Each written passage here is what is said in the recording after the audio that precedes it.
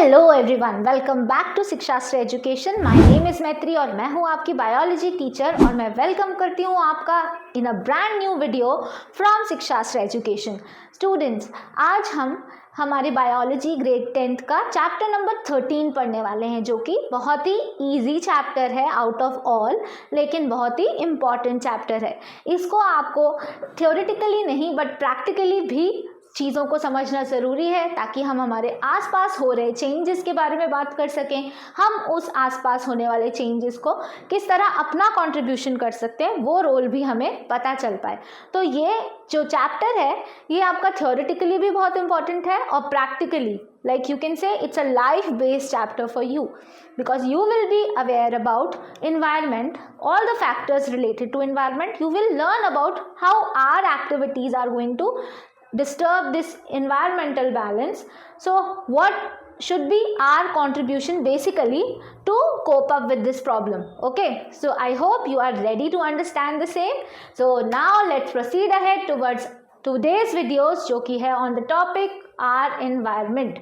Okay, so students, chapter number 13, again our environment is the topic, and let us move towards the overview of the chapter कि इस chapter में हम क्या पढ़ने वाले हैं। तो सबसे पहले हम पढ़ेंगे about the introduction, then we will be I will be introducing you with environment क्या होता है, इसके बाद फिर इकोसिस्टम और उसके कंपोनेंट्स क्या हैं, then we will learn about food chain, food web, and then we will find out how our activities are affecting the environment, and the final thing how we can manage the same. Okay, हम कैसे garbage का जो waste हम generate करते हैं उसका disposing को, decomposition को हम कैसे मैनेज कर सकते हैं, तो फिर आपको समझ में आएगा कि ये चैप्टर प्रैक्टिकली कितना इम्पॉर्टेंट है। और इसमें से कुछ ऐसी चीज़ें तो होंगी जो आपको रिकॉल होगा कि हाँ, ये तो हम रेगुलर बेसिस पे कर ही रहे हैं, है ना। चलिए आगे बढ़ेंगे, let's move ahead towards the introduction part. What is environment? So basically what is environment? Anything which is surrounding us, that is the environment. This environment comprises of a living factors and non-living factors. जो living factors होते हैं उसमें होती है life, यानी कि वो biological factors हैं, और जो non-living factors हैं जैसे कि air, water, they don't have life in them. लेकिन लिविंग और नॉन लिविंग फैक्टर्स इकट्ठा मिलके हमारे आसपास हमारी सराउंडिंग बना रहे हैं, जिसको हम कहते हैं एनवायरनमेंट। इस एनवायरनमेंट में अलग अलग कंपोनेंट्स अलग अलग रोल प्ले कर रहे हैं। जैसे कि अगर मैं बात करती हूँ तो माइक्रो ऑर्गेनिजम्स बहुत इंपॉर्टेंट रोल प्ले करते हैं वो बहुत छोटे, you can not see them through your naked eyes, but they are playing a very important role. What role they are playing? As you know, we are generating waste during any activity of ours, okay, while preparing food, while washing clothes, okay, while getting something from the market, कुछ भी ऐसा करेंगे तो हम किसी ना किसी तरह का वेस्ट जनरेट कर ही रहे हैं, ठीक है। तो अब उस वेस्ट में से जो बायोलॉजिकल वेस्ट होता है, ये माइक्रो ऑर्गेनिजम्स ही उनका ब्रेक डाउन करते हैं इनटू सिंपलर सब्सटेंसेस। जब माइक्रो ऑर्गेनिजम्स उस वेस्ट को सिंपलर सब्सटेंस में ब्रेक डाउन कर देते हैं तो it will be return back to the environment in a usable form. Initially वो वेस्ट है, जब उसका प्रॉपर डिस्पोजल हो गया तो वो वेस्ट फिर रिटर्न हो गया इनटू एनवायरनमेंट, एंड उस एनवायरनमेंट ने उसको पर्टिकुलरली यूज़ कर लिया, ठीक है। अब हम आगे बढ़ते हैं and let's understand about the waste. क्योंकि हम वेस्ट की बात कर रहे हैं तो वेस्ट दो तरह के होते हैं, एक होता है बायोडिग्रेडेबल और दूसरा है नॉन बायोडिग्रेडेबल।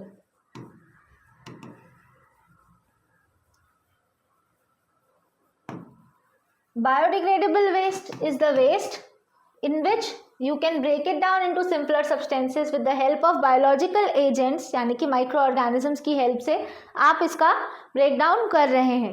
और नॉन बायोडिग्रेडेबल वेस्ट वो होता है जिसको आप सिंपलर सब्सटेंसेस में कन्वर्ट नहीं कर सकते, राइट। तो आपके घर में जो गार्बेज कलेक्टर आता है तो उसकी भी वैन में आपने देखा होगा कि आजकल सेग्रीग्रेशन होता है कि आपको ग्रीन वाला वेस्ट अलग तरह से वेस्ट डिस्पोज करना है और ब्लू में आप सारे नॉन बायोडिग्रेडेबल वेस्ट को सेग्रीग्रेट करके डालोगे। इसके अलावा आजकल रेड कलर का ये इस तरह का मार्क वाला भी सेक्शन होता है जिसमें आप ऐसा वेस्ट डालोगे जो कि बायोमेडिकल लाइक मेडिकल वेस्ट है, सिरिंज वगैरह, राइट। सो इस तरह से आजकल हम वेस्ट को सॉर्ट करने लगे हैं डे टू डे, ताकि हमारे लिए बायोडिग्रेडेबल वेस्ट को अलग कर पाना आसान हो और वेस्ट डिस्पोजेबल मैनेज्ड हो। ये कुछ एग्जाम्पल्स हैं वेस्ट के, like you can see fruits, vegetable, peels, leaves, ये सभी क्या है, बायोडिग्रेडेबल वेस्ट है। और नॉन बायोडिग्रेडेबल में आ जाएंगे आपके radioactive waste, plastics, polythene, ये सब चीज़ें आप देख रहे हैं, ये तो पूरा ई वेस्ट है, right. You can not dispose them of. Now let's talk about ecosystem and its component. As I told you before, ecosystem is interaction of biotic and abiotic components of your environment. There is a balance in the ecosystem. How the biotic and abiotic components are interdependent on each other, ये हम बात करते हैं in the ecosystem. यानी कि अगर पेड़ नहीं होंगे तो रेनफॉल नहीं होगी। पेड़ क्या है, लिविंग, रेनफॉल क्या है, नॉन लिविंग। तो इस तरह से आप देख रहे हैं किस तरह से लिविंग नॉन लिविंग पे डिपेंडेंट है। अगर कार्बन डाइऑक्साइड नहीं होगी तो फोटोसिंथेसिस नहीं होगा, वाटर नहीं होगा तो फोटोसिंथेसिस नहीं हो पाएगा। तो ये इकोसिस्टम में हम पढ़ते हैं how abiotic and biotic components are interdependent on each other. और इंटरडिपेंडेंसी सबसे ज़्यादा किस चीज़ के लिए होती है, किसी की भी, फूड पे, है ना। Food is very important for all the living organisms, और ये इंटरडिपेंडेंसी फूड के लिए एक दूसरे पे होती है। अब depending on the eating habits of organism, you are classifying them as producers, then consumers, then decomposers, right? So producers में आ जाते हैं plants. Why plants are producer? हमने लाइफ प्रोसेस चैप्टर में पूरा होल प्रोसेस समझा है कि plants producer क्यों है। Why plants are producer? Because they are providing food. Okay, they are providing us with food. That's why they are the producers. They can prepare their own food.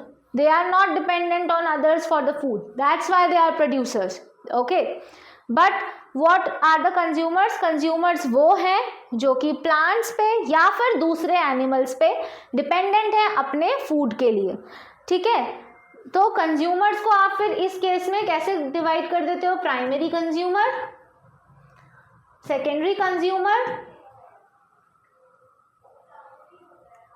and then tertiary consumers, ठीक है। ये primary, secondary and tertiary.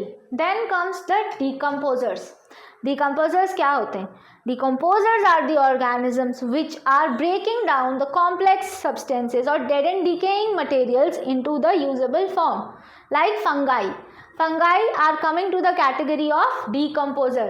Certain bacterias भी होते हैं जो कि decomposers होते हैं, बिकॉज वो अपने आसपास के डेड एंड डिकेइंग चीज़ों को क्लियर करके, क्लीन कर कर उसको वापस से एनवायरनमेंट में ऐड कर रहे हैं, राइट।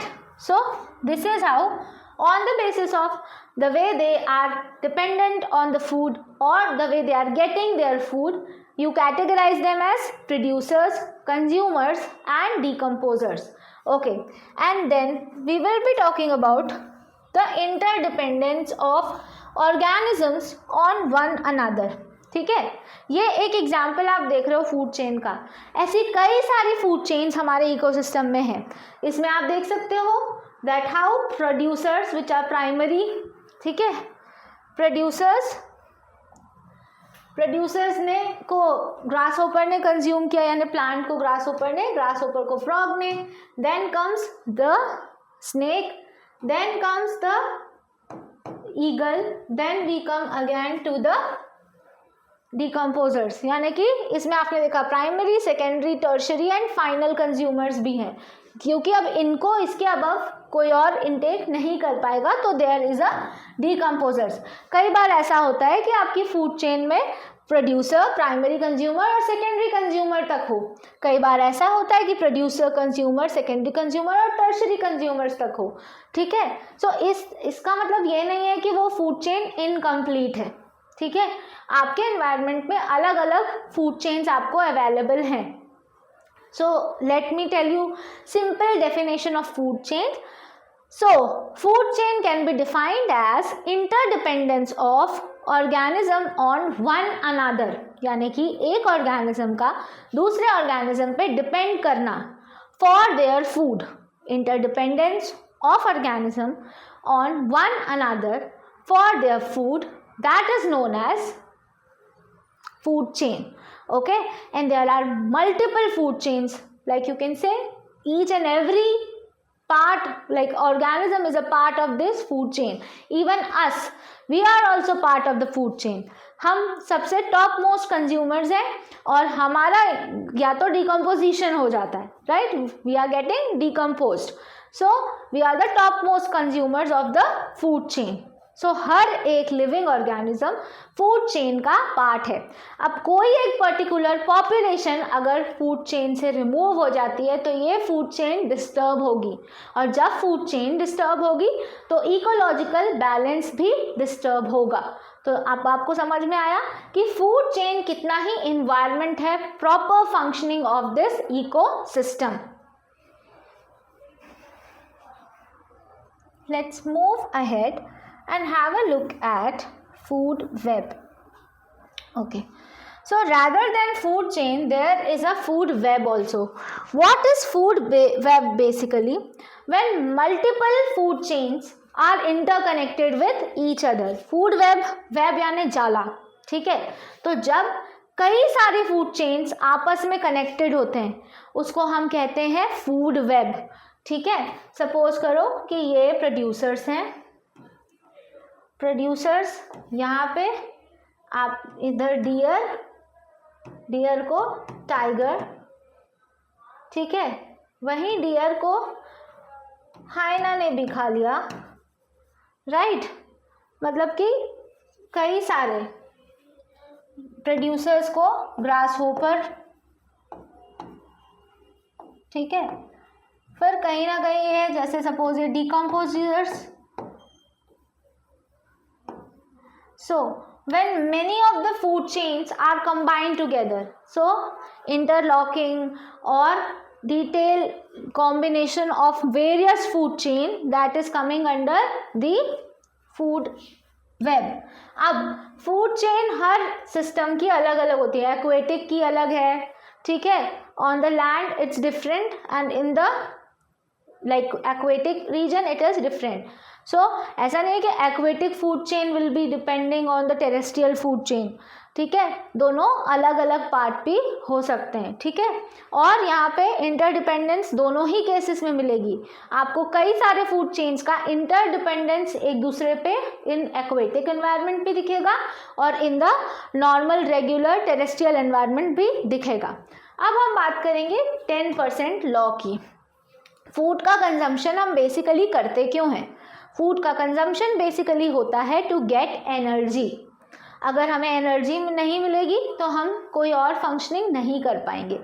सो एनर्जी के लिए सबसे पहला सोर्स होता है sun. Sun is the ultimate source of energy.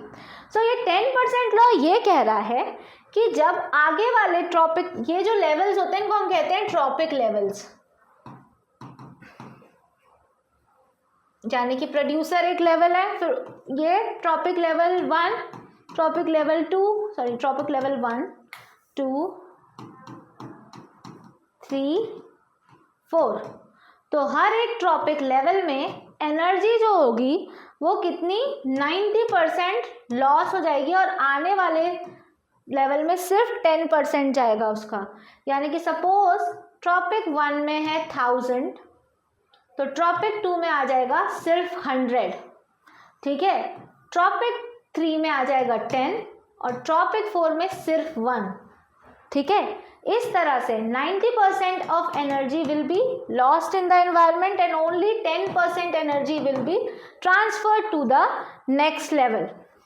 Okay, so this is called what it is 10% law. 10% law states that कि environment में कितनी एनर्जी लॉस हो रही है? 90% एनर्जी लॉस हो रही है और आने वाले लेवल पे सिर्फ 10% ही पहुंचती है, यानी कि हम टॉप मोस्ट कंज्यूमर्स हैं। तो सोचो हम तक सबसे कम एनर्जी पहुंचती है और सबसे ज़्यादा एनर्जी कौन प्रोड्यूस कर रहा है? सन। अगर क्वेश्चन आता है what is the source of energy for the ecosystem, तो it's not plant, it will be sun. Sun is the ultimate source of energy. Sun is the ultimate source of energy. So I hope this is clear to you, right? So in today's class what we have learned, आज के video में आपने देखा what is environment, what is ecosystem, how the components of ecosystem are interrelated with each other. आपने देखा what is food chain, what is food web and how energy flow will be there in an ecosystem. ये कुछ चीज़ें बहुत basics थी जिनमें से कुछ चीज़ों को आपने ऑलरेडी पढ़ा हुआ है आपकी जूनियर ग्रेड्स में, लेकिन आई होप ये वीडियो आपके लिए हेल्पफुल रहेगा. Okay, so thank you so much for watching and keep watching to Shikshastra education.